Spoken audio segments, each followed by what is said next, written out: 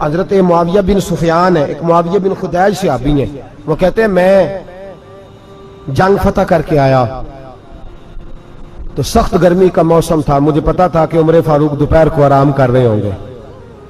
آپ فرماتے ہیں میں مسجد نبی میں بیٹھ گیا، ایک بچی جناب عمر کے گھر سے نکلی تو مجھے کہنے لگی معاویہ آپ کا نام ہے؟ میں نے کہا ہاں۔ اندر جا کے جناب عمر کو بتایا تو عمر دوڑے آئے، اور جب آئے تو سر پہ ٹوپی کوئی نہیں، پیروں میں جوتا کوئی نہیں۔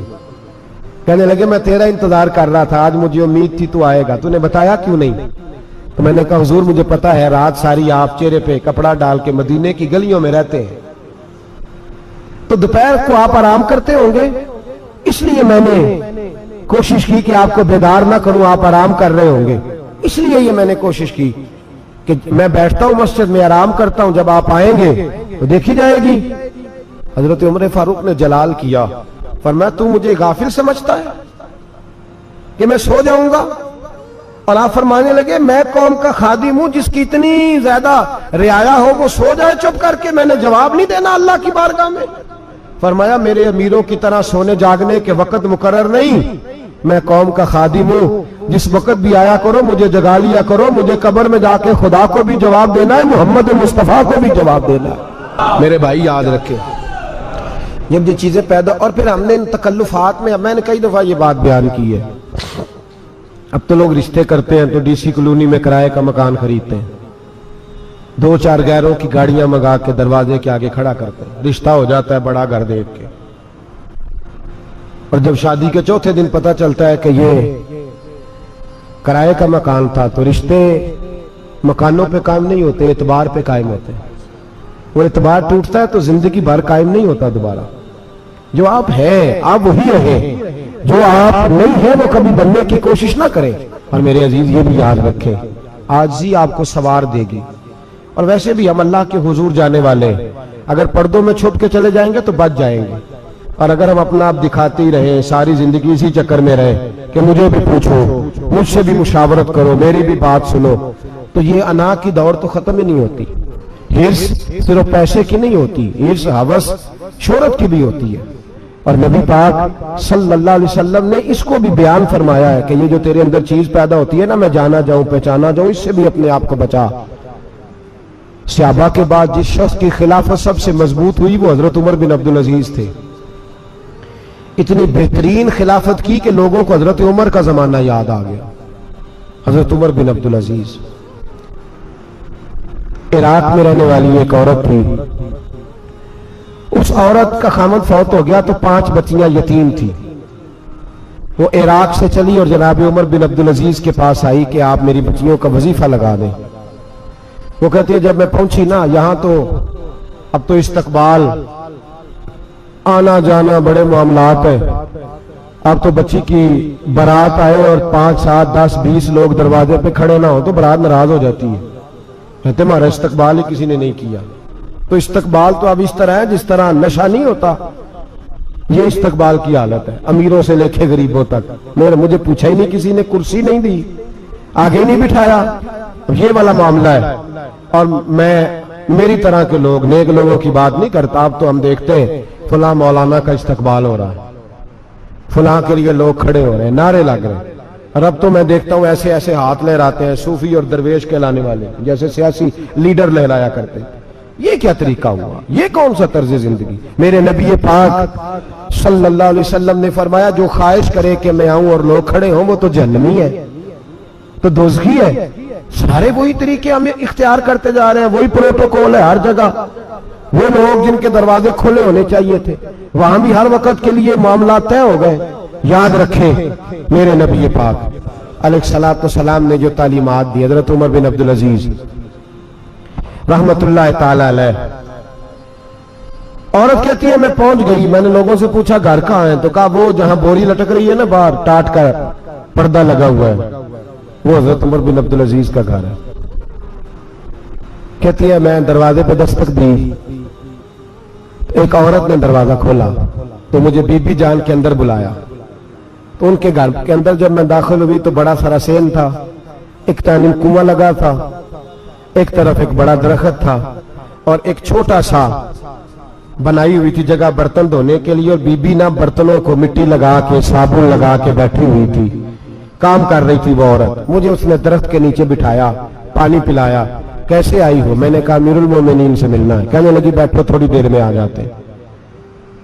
कहती थोड़ी, मैंने समझा घर की कोई मुलाजमा है, मैं बैठ गई। थोड़ी देर गुजरी, फिर दस्तक हुई। उस बीबी ने उठ के दरवाजा खोला तो जब वो शख्स अंदर आए तो कहने लगी बड़ी देर से बर्तनों को साबुन लगा के बैठी हूं, कहां रह गए थे?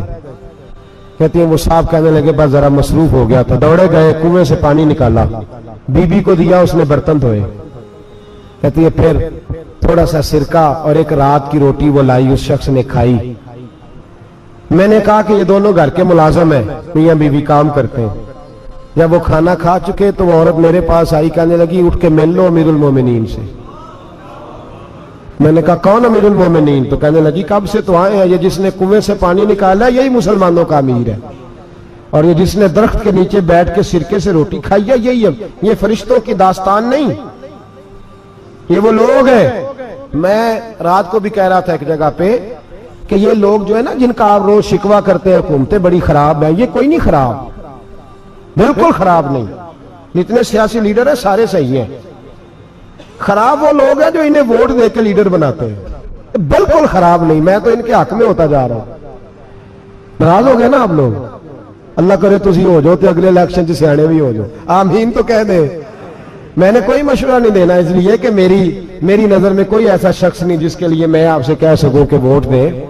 और हम तो ऐसी बात करें तो कई लोग नाराज होकर चले जाते हैं, लेकिन कोई परवाह नहीं, इसलिए कि ये दीन मेरे नबी पाक का दीन सिर्फ मस्जिद का दीन नहीं। इंशाअल्लाह आइंदा जुम्मे नजरिया पाकिस्तान बयान करूंगा और बताऊंगा कि पाकिस्तान का मतलब क्या, ला इलाहा इल्लल्लाह मुहम्मदुर रसूलुल्लाह सल्लल्लाहु अलैहि वसल्लम। हुजूर का जो कुरान नाफज होगा मस्जिद में, वो कुरान कचहरी में भी नाफज होगा इंशाअल्लाह। और वो कुरान नाफज होने आया है, असेंबलियों में वही कुरान नाफज होगा इंशाअल्लाह। और यही चिराग जलेगा तो रोशनी होगी। बयान करेंगे और डट के बयान करेंगे, आपको बताएंगे। बस जो बात समझा रहा हूं फिल वक्त वो समझे, मुजरम वो नहीं जो बड़ा बन के लूटता है, मुजरम वो है जो उसको सपोर्ट करता है, जिसने उसे बड़ा बनाया है। ये याद रख ले, हमारी कोई बचत नहीं होगी, हमसे पूछा जाएगा। हम सारे कचहरी में खड़े होंगे, अल्लाह सवाल करेगा कि तुम बताओ तुम इनके मददगार क्यों बने थे, तुम सपोर्ट क्यों करते थे, ये पूछा जाएगा और हमने जवाब देना है। बार आलाम दाम पर सर मतलब जनाब उमर बिन अब्दुल अजीज रहमतुल्लाह अलैह के वो बीबी गई तो कहने लगी कि ये अमीरुल मोमिनीन ने कहा, वो उठ के हाजिर हुई, कहा हुजूर मैं इराक से आई हूं, मेरा खामन फौत हो गया, मेरी 5 बेटियां, वजीफा लगा दे। वो बीबी कहती है मेरा दिल था कि यतीम बच्चियों का 100 दिनार साल का लगा देंगे तो बड़ी बात है। कहती है जब मैं उनके पास गई तो हजरत उमर बिन अब्दुल अजीज को बताया तो वो रोने लग गए और मुझसे माफियां मांगने लगे। मैंने कहा हुजूर आप क्यों माफी मांगते हैं? तो कहने लगे इसलिए माफी मांग रहा हूं कि तू मेरी रियाया में थी और तेरी 5 बच्चियां यतीम थी, तुझे खुद चल के आना पड़ा है। मेरा काम था तेरी खबर लेता, माफ कर दे अल्लाह की रिजा के लिए। उन्होंने वजीफा लिखना शुरू किया तो मेरी एक बच्ची का 1000 दिनार साल का लिखा। मैंने कहा अल्लाह तेरा शुक्र है। फिर दूसरी बच्ची का 1000 लिखा तो मैंने कहा अल्लाह तेरा शुक्र है। तीसरी का 1000, चौथी मैंने कहा शुक्र है। जब चौथी का लिखा तो मैंने कहा अल्लाह आपका इकबाल बुलंद करे, अल्लाह आपको हमेशा इसी तरह फलता फूलता रखे। कहते हैं जनाब उमर बिन अब्दुल अजीज ने कलम रख दिया, फरमाने लगे मैं 5वीं का वजीफा नहीं लिखूंगा, 4 बहनों से कहना बांट के इसे भी दे दे। कहा हुजूर क्यों? आप फरमाने लगे जब तक तू अल्लाह का शुक्र अदा कर रही थी मैं भी रब से जुड़ा हुआ था और अल्लाह से डर के लिख रहा था। अब तूने मेरी तारीफ की है, अब मेरी जात आ गई है। अब मैं अगर ये वजीफा लिखूंगा तो इससे अल्लाह राजी नहीं होगा, इससे मेरे नफ्स में रिया पैदा होगी। अब मैं 5वीं का नहीं लिखूंगा, जा और जाके इराक के गवर्नर को दे। बीबी कहती है मैं घोड़े पे बैठी और मैं चंद दिनों के बाद इराक पहुंची। जब सवेरे आके मैंने वालिए इराक को रुका दिया तो वो चीख मार के रोया। मैंने कहा क्या हुआ? तो कहने लगा बीबी आज रात को हजरत उमर बिन अब्दुल अजीज का इंतकाल हो गया, फौत हो गए। तो इंतकाल कर गए। कहती मैं भी तड़प के रोई। मैंने कहा मेरी यतीम बच्चियों का क्या बनेगा? तो वो गवर्नर कहने लगा तेरे वजीफे जारी रहेंगे, तुझे मिलते रहेंगे। तो कहने लगी कैसे? कहने लगा मैं अगर तो गवर्नर रहा तो तेरा वजीफा जारी रहेगा और अगर गवर्नरी से उतर भी गया تو میں ذاتی طور پہ مالدار ہوں، پھر بھی تیری بچیوں کے ماہانہ پیسے پہنچتے رہیں گے۔ میں نے کہا تو کیوں دے گا؟ کہتی ہے میں رو پڑا، کہنے لگا اگر امیر حضرت عمر بن عبدالعزیز جیسے ہو تو پھر اللہ گورنروں کے دلوں میں بھی رحم ڈال دیا کرتا ہے، پھر میرے جیسے لوگوں کو بھی وہ بدل دیتا ہے۔ حضرت عمر بن عبدالعزیز گھر آئے، 3 بیٹیاں تھیں، ایک کو آواز دی وہ آئی تو اس نے منہ پہ ہاتھ رکھا ہے، دوسری کو آواز دی وہ آئی تو منہ پہ ہاتھ رکھا ہے، تیسری کو آواز دی تو منہ پہ ہاتھ رکھا ہے۔ آپ نے اپنی بیوی سے کہا کہ یہ بچیاں منہ پہ ہاتھ کیوں تینوں نے رکھا ہوا ہے، کیا بات ہے؟ تو بی بی رو پڑی، کہنے لگی 4 دن ہو گئے میری بیٹیاں پیاس سے روٹی کھا رہی ہیں، 4 دن ہو گئے، ان کے منہ سے بدبو آتی ہے اس لیے وہ آپ کے سامنے آتی ہیں تو منہ پہ ہاتھ رکھ لیتی ہیں 4 دنوں سے۔ بی بی رو رہی ہے، حضرت عمر جلال میں آ گئے، آپ فرمانے لگے تو یہ رو رہی ہے، تو روئی ہے، تو نے میرے گھر میں رہ کے اللہ کی ناشکری کی ہے، تو شکر ادا نہیں کرتی کہ 3 وقت پیاز اور روٹی تجھے گھر کی 4 دیواری کے اندر مل جاتا ہے؟ رو رہی ہے، اور میں میرے ساتھ باہر نکل، تجھے وہ لوگ دکھاؤں جو جھونپڑیوں میں رہتے ہیں اور مانگ کے کھاتے ہیں، تجھے دکھاؤں۔ اتنی ناشکری کہ گھر کے اندر پیاز پہنچ رہا ہے، روٹی پہنچ رہی ہے، اور تو کہتی ہے میری بیٹیاں پیاز سے کھاتی ہیں، شکر کر فاقے نہیں کاٹنے پڑے۔ پھر اگلے لفظ کہے تو رو پڑے، فرمانے لگے میں نے تو مصطفیٰ کے وہ حالات بھی سنے ہیں جس میں کئی دن بی بی فاطمہ نے فاقے کیے، تو گھر کے اندر پیاز پہنچ رہا ہے، تو ابھی بھی سادگی، عاجزی اور قناعت نعمت تھی ان لوگوں کی۔ ہمارے ہاں روز شکوا ہے، کس بات کا؟ گاڑی کوئی نہیں، روز رونا ہے، کس بات کا؟ بنگلہ کوئی نہیں، روز رونا ہے، کس بات کا؟ بینک بیلنس کوئی نہیں، 10 جوڑے کیوں نہیں عید پہ آئے؟ اور یہ صرف عورتوں کا مسئلہ نہیں، ہمارے اندر بھی یہ بات بدرجہ اولا، ہم روز اپنے آپ کو مسکین کہتے ہیں، غریب کہتے ہیں، لاچار کہتے ہیں، مجبور کہتے ہیں۔ کبھی دیکھو جو جھونپڑیوں میں رہتے ہیں، کبھی پلٹ کے دیکھو لوگوں کی طرف جو پیدا ہوئے تو آنکھیں کوئی نہیں تھی، ہاتھ کوئی نہیں تھے، پیر کوئی نہیں تھے، وہ دیکھو جو پیدا ہوئے تو سر پہ باپ کا سایہ کوئی نہیں تھا، کیسے کیسے لوگ وقت گزار رہے ہیں۔ ہم روز آ کے کہتے ہیں کاروبار ٹھنڈا ہو گیا، حالات بڑے خراب ہو گئے، ہم بڑے مجبور، کیا ہو گیا صاحب؟ اللہ کے دن ہے، سارے اللہ کے دن ہے، وصل اچھا ہے نہ فراق اچھا ہے، یار جس حال میں رکھے وہی حال اچھا ہے۔ بس اپنے آپ کو مطمئن کریں، عاجزی، انکساری، قناعت، سادگی، اس کو اپنی زندگی کا حصہ بنائیں، اللہ دولت و سکون عطا کر دے گا۔ آخر دعوانا ان الحمدللہ رب